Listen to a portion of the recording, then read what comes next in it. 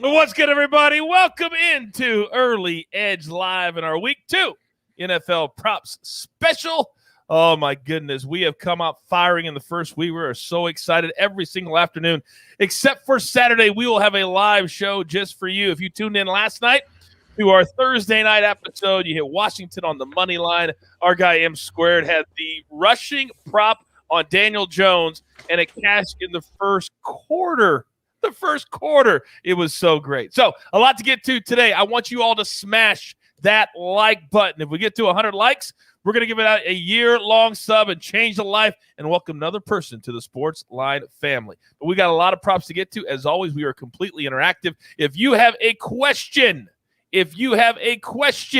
put them in the comments section. Also, when you hit that like button, leave your best bet for the weekend. It could be college, could be pro. We kind of want to know what you're interested in, so it helps us plan shows in the future. Then also leave your Twitter handle or your Instagram handle so we can get a hold of you if you win. All right, let's bring in the stars of the show, two of the sharpest minds in all of America. First, he is Prop Stars on the Twitter, Alex and his bear. Welcome back to the Early Edge. What's up, Coach? It's like I died and went to prop heaven getting to talk props for a whole hour with you guys. I am so pumped. I love when you're pumped because that means everybody else is pumped too. RJ White, our number one NFL capper at SportsLine. Welcome back to the show, sir. Thank you, Coach. How you guys doing? I'm glad to be here and talking some props. No, we're talking props. We got a lot of props to get to today. We're just going to go to the games that have plays that you guys like. And as always, because you're so good, we allow people to ask any question that they want to ask, and we'll get to as many as we possibly can over the course of the next 60 minutes. So if you guys are good, let's get started. All right, the Rams last week, they looked good. They looked like Matthew Stafford was having fun. They looked like the Rams are supposed to look with a good quarterback. Now, here's the test, gentlemen. They're going to travel to Indianapolis. They're laying 3.5 currently, 1 p.m. Eastern on Fox. I know, RJ, there's a prop in this game you really like. I'll let you start it off. Yeah, so I'm looking at Nyheim Hines. I mean, the Colts dealt with their injuries at receivers last week by making Hines their leading option in the passing game. He had a team-high 8 catches. Rams had trouble defending Bears back last week. Montgomery became the first guy to run for over 100 yards there. So I think that meshes well with what the Colts want to do. They're going to continue to run their offense through Hines and Jonathan Taylor, and it just means a lot of passes are going to go to Hines as they try to avoid that pressure with the line. I believe Braden Smith is out, so you want to get those dump-offs to guys like Hines that he can go and gain yards. So I think he's going to be a lot of targets for him. Over 25.5 seems to be at least 5 yards too short for me. Okay, very good. So Nyheim Hines is our first play there. As far as like a Matthew Stafford, last week it looked like they were going to go deep. We hit a Van Jefferson first touchdown.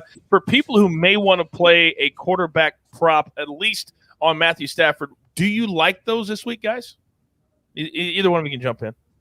Yeah, I would look to Cooper Kupp. I think he's going to have a big game. I know that the Colts are banged up in the secondary as well. So either Cooper Kupp or Robert Woods, I'd be looking over on those. I don't know if you're going to get quite such a long shot like Van Jefferson did a first touchdown. I think it's kind of leaning on those two primary receivers against the Colts, undermanned secondary. Alex? Yeah, I liked actually Matthew Stafford's passing attempts. I believe it was set at 37.5, I want to say, last time I checked at least. And yeah, that was a very high number. I don't have the exact numbers in front of me, but I know that he had been held under that close to 75% of games last year. And yeah, that's something that I was leaning towards is Stafford under pass attempts, 37.5. Okay, very good. All right, right, one to hit if you think the game script is Rams win and a runaway, because I know some people it's like 3.5 or 4, but some people think the Rams are going to blow them out based on how the Colts look. But if they are blowing them out, Stafford's not going to have to throw a bunch. You're exactly right. It's all about correlation and how you think the game is going to play out. All right, moving on to our next game. The Bills, they looked awful. They only scored 16 points in their first game. Josh Allen, all those props, none of them came in. So they go on the road now, take on the Dolphins, who somehow kept it close and then got the job done on the road. So Tua, Josh Allen, the Bills are giving 3 on the road, 1 p.m. Eastern on Fox. The total set of 47.5. Alex, what play do you like in this game? Yeah, Coach. So I like Jalen Waddle over 40.5 receiving yards. An hour or two before we came on, Will Fuller was announced to be missing the game. He was thought to be playing after serving a 1-game suspension for PEDs. I guess he's missing game 2 for personal reasons. So, yeah, Jalen Waddle finished game 1 with a 22.2% target share. He finished with 60 yards and a touchdown versus a very good New England defense on the road. And his rookie debut is a very impressive performance. Miami manufactured a ton of touches to get the ball in his hands. He was very explosive.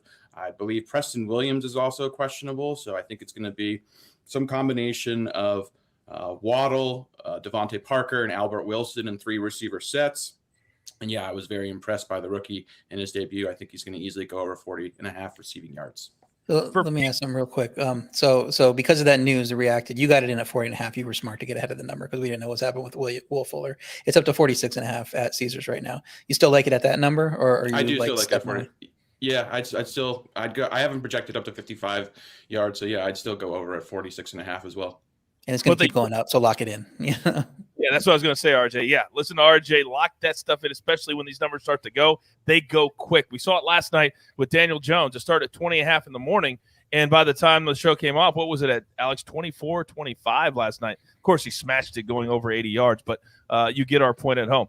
Hey, keep smashing that like button. When we get to 100, I will stop the show. We'll give out a year-long sub to SportsLine. Also, leave your best bet for the weekend. What do you like? What games are you interested in? And also your Twitter or Instagram handle. All right, let's move on to our next game. And this is one that I think is one of the top 5 most intriguing games of the week. The 49ers took care of business, did not cover, though, against Detroit on the road for the second week in a row. I'm sure they're not happy about the fact that they have to travel to the Eastern time zone yet again. They're giving 3, though, over the Eagles team that looked very good, guys, against the Falcons. 32-6 was the final there. 1 p.m. Eastern on Fox. The total set at 49.5.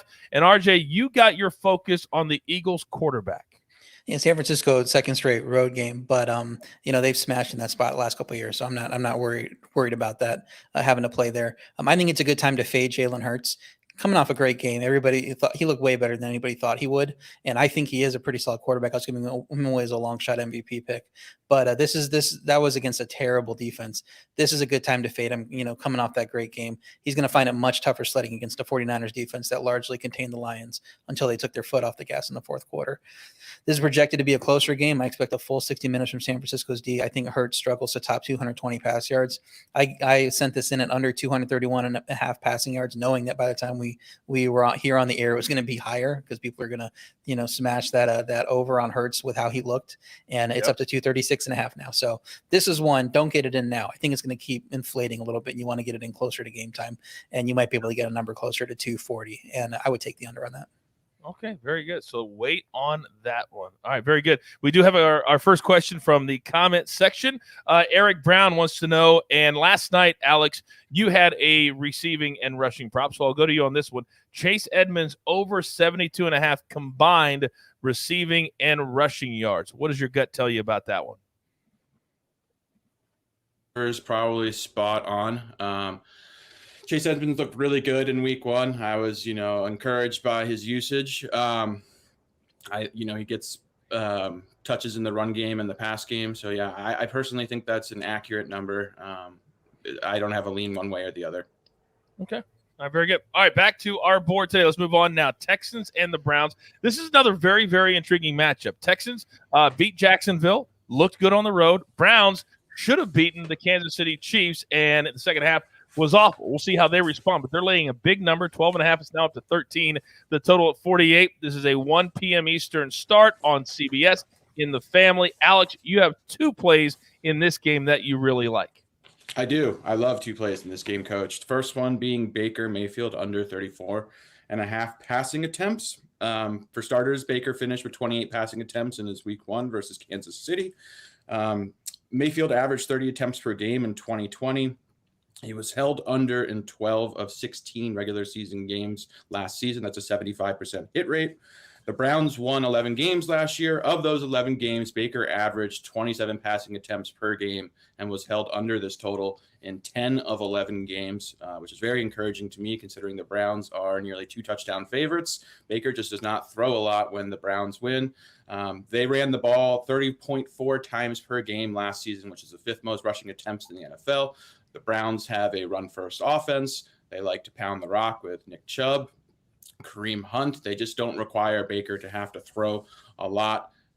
So I just expect Cleveland to rely on their dominant run game, bleed a lot of clock. I just don't think Baker's going to have to throw a bunch. So, yeah, I love Baker Mayfield under 34.5 passing attempts.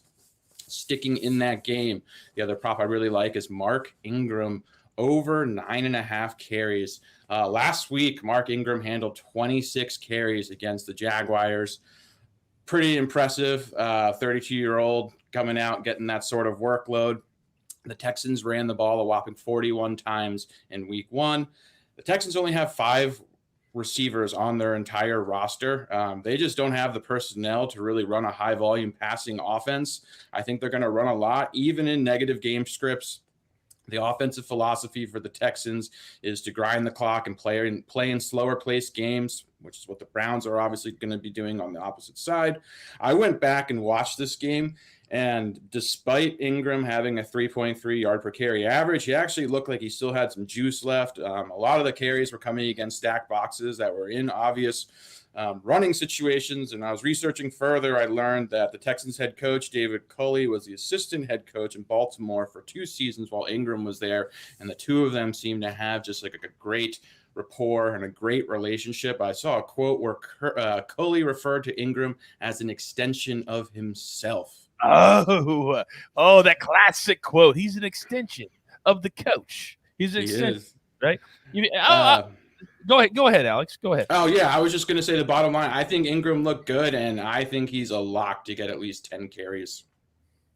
Let me hop in here real quick. I love that Mayfield play in particular because you look at the injury report that came out. Odell Beckham's out, so that's one of their pass catchers done. But more importantly, several guys on the offensive line are banged up. Jedrick Wills carted off last week. He's listed as questionable, so it's not as severe as it looked last week. But we don't know if he's going to play. His backup has already been ruled out. So if he doesn't play, then you're going to the third string. I think that you don't want to, even if Houston isn't a great defense, you don't want to put Baker Mayfield in those situations where he could take some hits in a game that you're expected to win by this huge margin. So if you're the Browns, the game plan should just be run, and keep the ball out of Baker's hand. Don't let him throw a bunch. So I love that play. I wonder if people heard what Alex said when he was talking about the fact that you guys are agreeing on this play too, is he went back and watched the entire game. I get questions all the time. How much work and hours do your guys actually put in?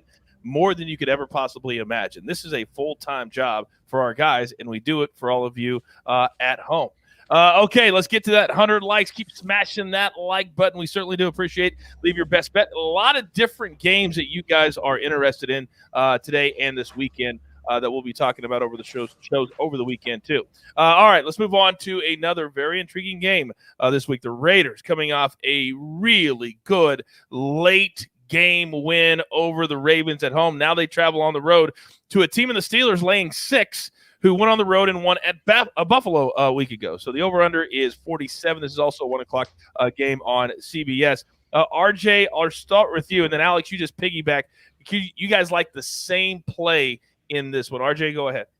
Yeah, we're on Hunter Renfrow over 3.5 receptions. It's up to -150, but it's still worth laying because the Raiders will be playing from behind in this one. And I think the Steelers will do everything they can to take away Darren Waller. And that's going to leave Renfrow, who was second on the team with 9 targets last week, to manage some easy receptions over the middle and sail over this number. The Steelers will let him do what he wants to over the middle. They're just not going to let them break some big plays with Waller and Ruggs. So, let Renfrow get his 5 yards, 6 yards a clip. And I think he's going to get to 6, 7, 8 receptions in this game.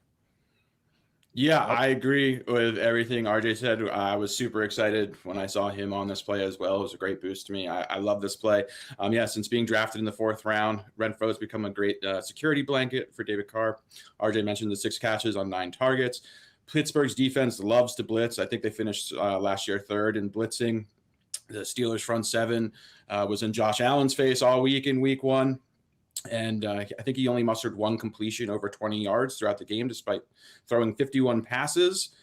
Cole Beasley ended up with a whopping 13 targets. Him and Renfro profile somewhat similarly. They're both slot receivers that have low ADOT. Average depth of target is shallow for both of them. So, the Steelers' defense is also excellent covering opposing tight ends. I believe in 2020, they surrounded the second fewest yards to the position. I expect Pittsburgh to pay a ton of attention to Darrell Waller, naturally, which should provide some additional opportunities for Renfro. I'm learning new phrases today. Every time we got new guys on the show or new phrases on the show, I've learned something. By the way, I'm going to keep hitting those. A lot of you out there are already a part of the SportsLine family, but you can help somebody else become a part of it. So hit that like button. Please, please, please bang that thing. All right. I was wondering what the Steelers would do this week with Darrell Waller, and you guys both very eloquently said that the Steelers will figure out a way, because that's all Derek Carr did last week was look for him every play, except for the one that he was wide open down the seam that he didn't hit him on. But every other time, Carr's got to look other places. I love this play too. Not that you guys care if I love it, but I really do love it. All right, we do have a question from the comment section. Deontay Johnson, under 6.5 receptions. RJ, you want to take that one? Yeah, I can see the logic in it. It's going to be a complete Najee Harris game. They're going to feed him the ball. He had 100% of the snaps last week. I don't know if you can continue that moving forward, but you got to figure it's going to be run for them. So, I think Deontay Johnson, they might not need him to catch a ton of balls. Probably hit a few big plays down the field, maybe to Chase Claypool, kind of like Chase Claypool as a sneaky, first touchdown play there. Because the Raiders, they played that overtime game on Monday. They probably went out and celebrated because they had this emotional win. They're going to be lagging to start this game, and I think a big play is going to be available there for Pittsburgh. So kind of think Claypool gets involved early. Maybe Johnson doesn't have all the receptions he needs to get in the second half to reach this number, because they're just going to be pounding the ball. Let's talk about Waller for a second, because Mike wants to know Darrell Waller over 6.5 receptions. Now, last week we talked about it on Monday, and Sia said for any receiver in the National Football League, over 6.5 is a high number. Now, he obviously covered that. How do we feel about this number based on what you guys just said about Hunter Renfro? Do you think this number is still attractive or no? To me, it's not. I think it's accurate. I mean, I know he's going to receive a huge target share, but Pittsburgh, I think, is one of the best defenses in the league. They're really good at taking away what the opposing offense's best weapon is. So, I think he's going to command a ton of attention. They have very rangy, athletic linebackers who are really capable of covering. So I think, he's going to receive a tremendous amount of attention, and I think he will receive a large target share, but it remains to be seen if he's going to be efficient with those targets. So I'd personally stay away from this total. What about a Travis Kelce anytime? Oh, sorry. Go ahead, RJ. I could see him getting there in the second half if the game script goes how I think it is, and they're down big, because then you're just popping them 10 yards a play. You're keeping them in front of you, and you're playing the safeties back because you don't want to give up a big play. So he could definitely get there in the second half. He could be at like 3 catches at halftime, and you're like, I don't like this, and then all of a sudden it's 5 catches in the fourth quarter, and you're like, oh, he got to 8 or 9. What was I thinking?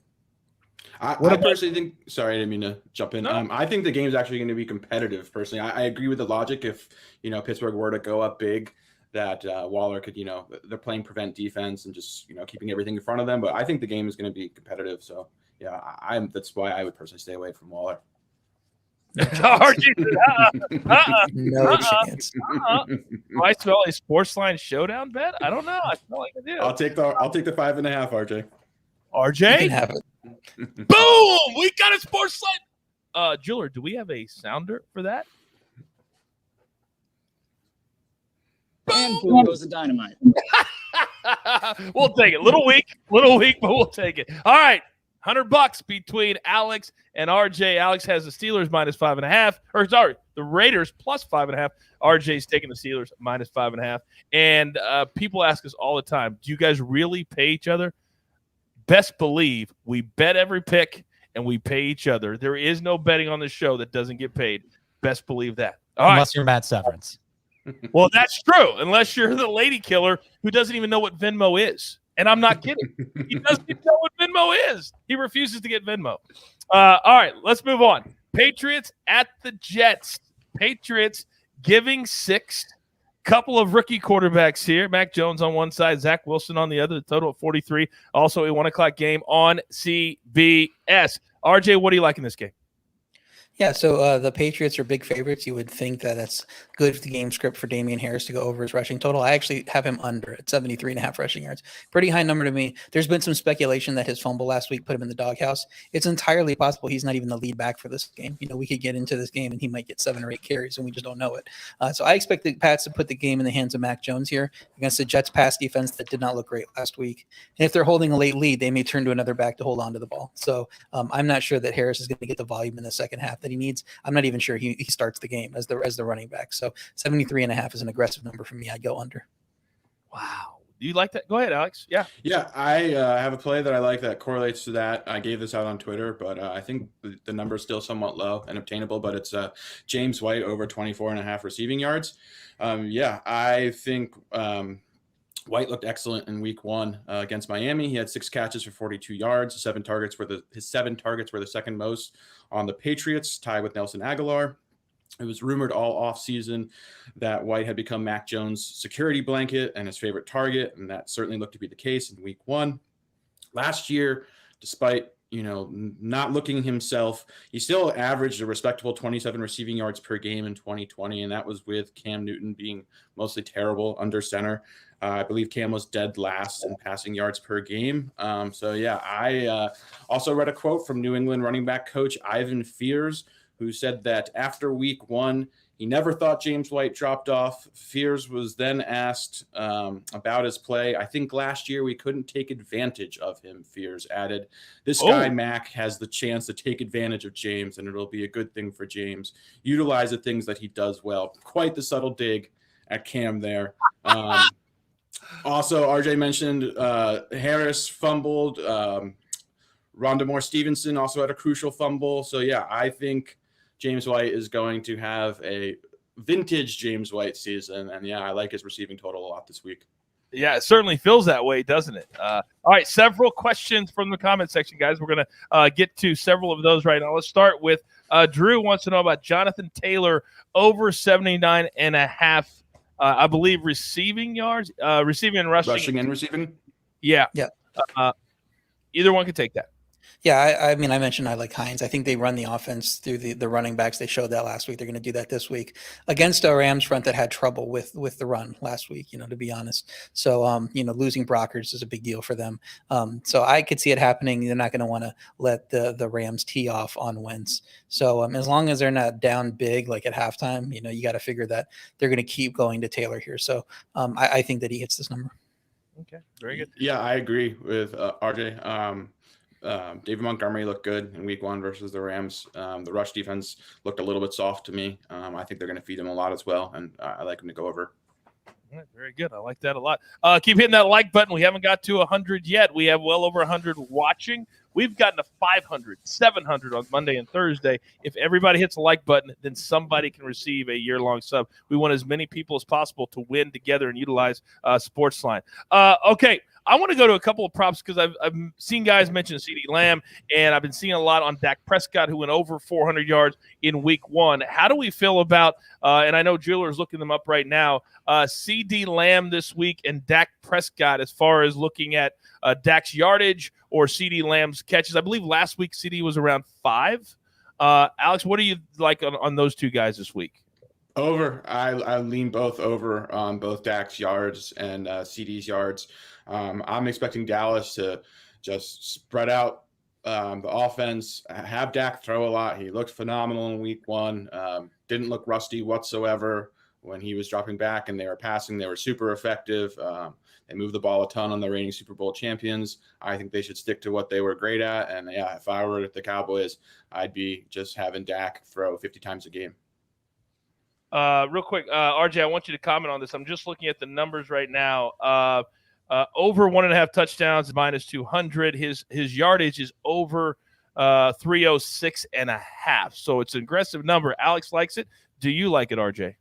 306 is a little high for me. The thing I worry about is they lost that game. Zeke didn't look good. He didn't get a ton of work. So you can just see Jerry Jones getting in somebody's ear, like, we need to give Zeke the ball. Zeke, that was a problem. That's why we lost.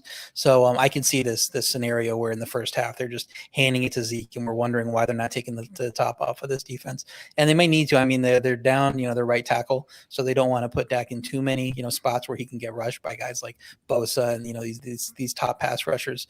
So 306.5 is a lot. It should be a competitive game. I feel like the crowd noise is going to be against the Chargers in this one. It's going to be a home spot for Dallas because they're such a popular team and the Chargers don't have any fans in LA. So I wonder, if it's kind of a thing where they're going to run the ball and you kind of treat it like they're a home team instead of a road team. Oh, it's amazing. Isn't that amazing? Quickly, let's switch gears. Let's stay in this game. CeeDee Lamb, his numbers, receiving yardage, the total is 75.5. The receptions is 5.5, just like last week. What do we like or don't like about CeeDee Lamb this week? Alex? I like both overs. I think CeeDee looked phenomenal week one. I think he's going to receive a huge target share. We've got no Galloway in the lineup. Him and Amari, I expect to both have double-digit targets. CeeDee looked phenomenal. Yeah, I like him to go over both of these numbers. RJ? I prefer yards to receptions, though. Okay, cool. RJ, you have any thoughts on this?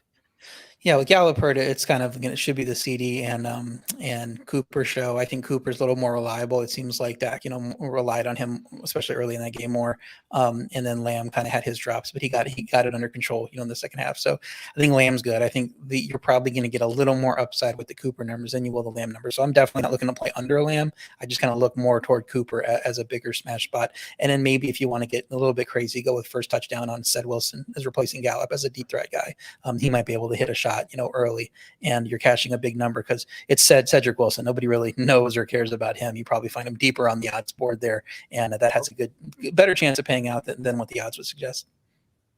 All right, very good. Keep the questions coming. We have just one more game in our prop special. So, again, we go usually 40 to 60 minutes, but we don't press the issue. We're changing the game in this world. We don't just talk for an hour to talk for an hour. So if we get through them, then that's it. So if you have any more questions, get them in, as we only have a couple of picks left on the show. All right, Vikings and the Cardinals. This is a late game, 4:05 Eastern on Fox. Each one of you have a play in this one. Arizona looked really good last week. I mean, really good, winning on the road over a Tennessee Titans team that before the season started, people were talking about them being one of the best teams in the AFC. They got exposed. Now at home, Arizona's laying 3.5 over Minnesota, the total of 50.5. RJ, let's start with you, and then Alex, you do yours right after, okay? I'm looking to play Justin Jefferson's longest reception over 24.5 yards. I expect the Vikings to commit the run and set up play action, and that's something the Titans conspicuously avoided for much of their loss against the Cardinals. Last year they were a huge play action team, and they just didn't do it against the Cardinals, and it did not work out for them. Jefferson's longest catch in week one was 34 yards. He showed his effectiveness on deep balls last year. The injury report came out. There are several defenders on Minnesota that are out. That's going to make them want to be more aggressive on offense because they're going to know they have to keep up in a shootout. So I expect Jefferson to win a mismatch against Arizona's somewhat mediocre corners at some point and hit a big play, probably a long touchdown, but definitely a big play over 24.5 yards. Yeah, so I thought Arizona looked phenomenal. I agree with what you were saying, Coach. In week one, they were one of the most impressive teams to me, but who did not look good and did not look phenomenal was A.J. Green. I may be missing something here, gentlemen, but he just looks completely cooked to me. Like, I have watched him now, like dating back all the way to last year with the Bengals, and he just cannot separate whatsoever. I just can't even understand how he's on the field taking snaps away from guys like Christian Kirk and Rondale Moore. So, yeah, the prop that I love in this game is A.J. Green, under 3.5 catches. He's a once-dominant receiver. I hate to slam the guy, but he's been held under 4 catches in 7 of his last 10 games, dating back to last season. 4 of those games, he didn't register a single reception. He was held to only 2 catches in his Cardinals debut. He looked to be just more than a step slow, multiple steps slow, had just huge trouble separating from defensive backs. Both Christian Kirk, and Rondale Moore were far more productive. Kirk finished 5 catches, 70 yards, and 2 touchdowns. Rondale Moore had 4 catches for 68 yards. A.J. Green is inexplicably receiving more targets, more snaps than both of these guys. Just does not make any sense to me. I think Kirk and Moore's roles are going to continue to grow. at the expense of Green. It's only a matter of time till he's like the fourth or fifth option in the passing attack. Alex, do you think this is one of those situations where, and this happens a lot in the sport that I handicap, golf, that the name value, they rely on the public to just go, oh, it's AJ Green. He was great once.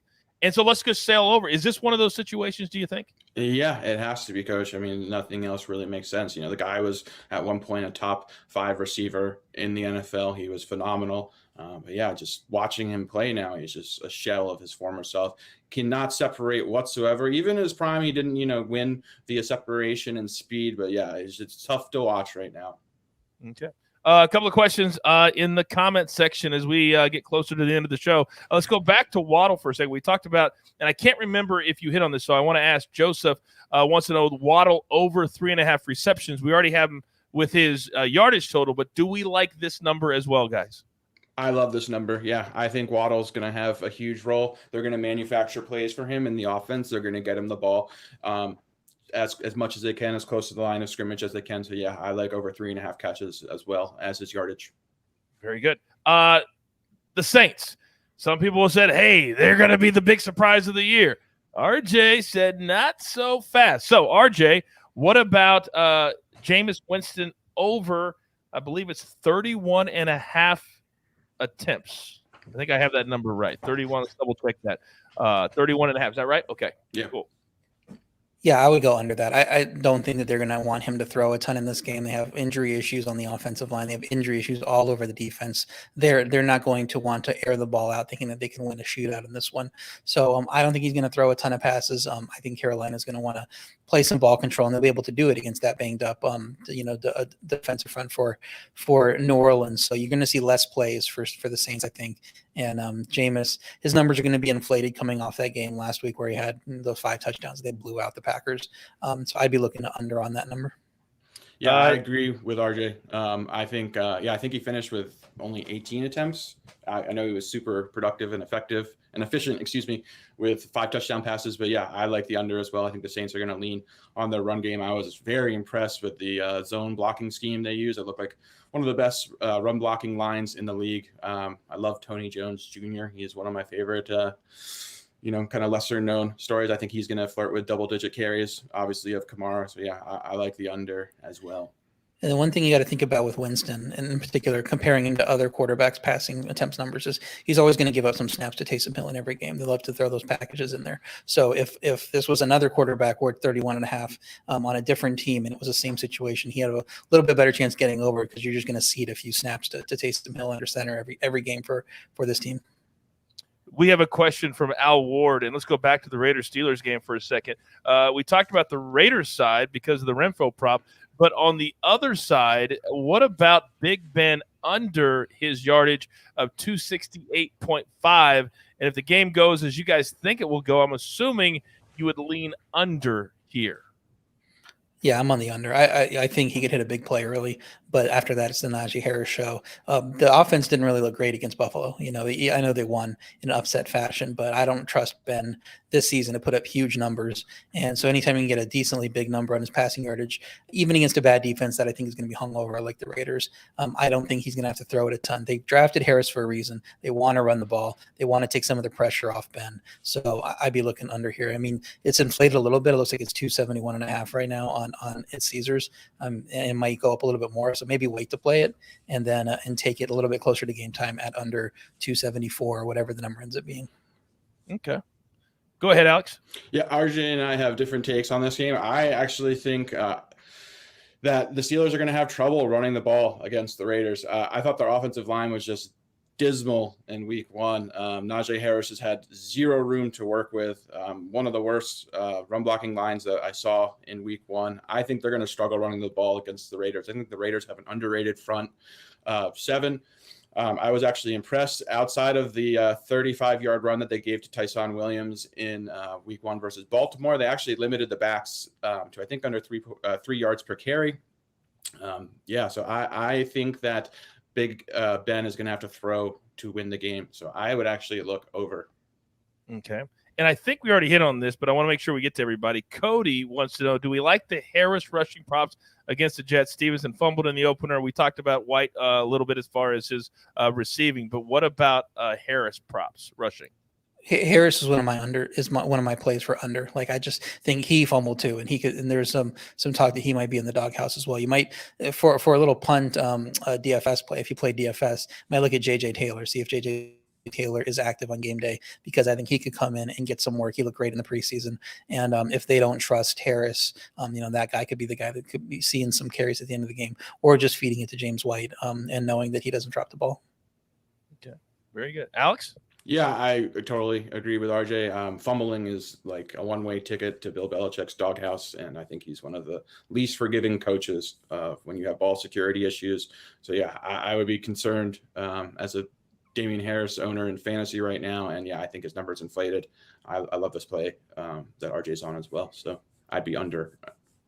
And then look at the math right there on the screen. I mean, you can go over under 73.5 rush yards, over under 6.5 receiving yards, and then the rushing receiving is 84.5. I mean, the play there is to take the under on that last number right there, because that math doesn't add up. It sure doesn't. Real quick, Julia, can you look up the numbers for Russell Wilson real quick, please? Because there's been a lot of people talking about him in the comment section. They're taking on a Tennessee Titans team that gave up 38 last week, and he had a lot of that patented Russell Wilson to lock it bomb. So there could be some props within the Seahawks offense with the way Tennessee played defense or not. I'm interested in your take on Wilson and his receivers this week. RJ? I think Wilson could have a big game. Tennessee's defense just looked terrible, and you just got to think he's going to come out and just have give him the MVP push again. I know we talk about it every year and he falls off, but beginning of last year it was like this too. So I think it's just going to be get whatever you want for Wilson, especially in the first half. He can get to 200 yards, and you're probably hitting these overs pretty easy. So he's I had him as an MVP pick before the season. Obviously in a matchup against a defense that looked terrible, you got to love going with his overs. Alex? Yeah, I agree with RJ. I forget the exact stat, but I know that the Seahawks have been phenomenal, and Russ has been phenomenal in, I think it was dating back to since he's come in the league in September. He has just been uber productive. This is an obvious smash spot against the Titans. They have one of the worst defenses in the league, in my opinion. I like DK Metcalf's receiving yards over. My guy, Doug, prop bet guy, put that play out, I believe, around 68 yards. I think it's up to around 73.5 now. I still like the over on that. I think this is just a smash spot for the Seattle passing attack. And I think Russell and DK are going to have a couple bombs. All right, so if you like the bombs, then Eric says the prop for longest completion is 32.5 yards. Do we go over that then? Yes. Okay. Very good. A lot of great questions today. Every single show is interactive. So I tell you all the time, if you ask a question, we'll get to as many as we possibly can. I also like to keep it real, and I give all of you praise when you deserve it, but also tell you when I'm a little disappointed in you. We did not get to 100 likes, and on a week when every single show has been getting to 400, 500, don't just think about yourself. It's about others too. We want to get as many people. I'm not just giving them out to give out. You've got to earn it, and today you did not earn it. All right, we're up against it. Grab your paper, grab your pencil. Here is the recap of our official plays from the show, courtesy of Alex and courtesy of my guy, RJ White. So the official plays look a little something like this. RJ, Damien Harris under 73.5 rushing yards. Hines over 25.5 receiving yards. Hunter Renfrow, both guys were on this one, over 3.5 catches. Jalen Hurts under his passing total of 231.5. And then Justin Jefferson, longest reception, over 24.5 yards. Then Alex, you can find him at PropStars on Twitter. He likes these official plays. Ingram with Houston over. So he's got to have 10 or more rushing attempts. A.J. Green under. And you saw the stats, a little staggering because of the name. But every player falls off. So does A.J. Green. Then the Renfrow prop again, Baker Mayfield under his passing attempts. And then Jalen Waddle over 46.5 receiving yards. As always, we close the show with my guys getting their final take of 30 seconds or less. RJ, we'll start with you. Then, Alex, you can go. What do you got?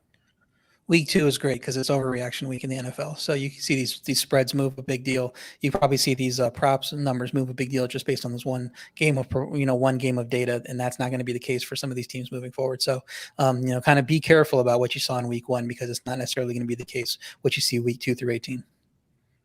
Yeah, I agree with RJ completely. You have some data now, which is nice to be able to examine and pick apart a little bit, but, don't overreact. Week 1, we saw what happened to the Packers.